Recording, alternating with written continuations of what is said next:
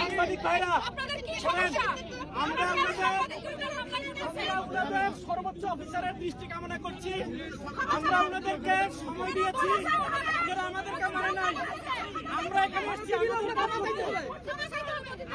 আমাদের কাজ করতে, কিন্তু ওনারা আমাদের উপরে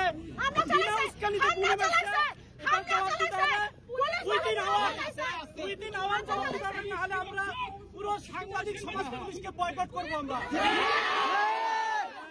যদি যথোপযুক্ত কারণ না জানান, আমরা সাংবাদিকদের পুলিশের সব রকমের কর্মসূচি আমরা বর্জন করব। আমরা এই কোটা আন্দোলনের যৌক্তিক আন্দোলনের ইস্যুগুলি আমরা তুলতে এসেছি। আমরা পুলিশের কোনো কাজে বাধা দিতে আসি নাই। আমরা আমাদের দায়িত্ব পালন করতে এসেছি এবং কর্মসূচি শান্তিপূর্ণভাবে শেষ হওয়ার পর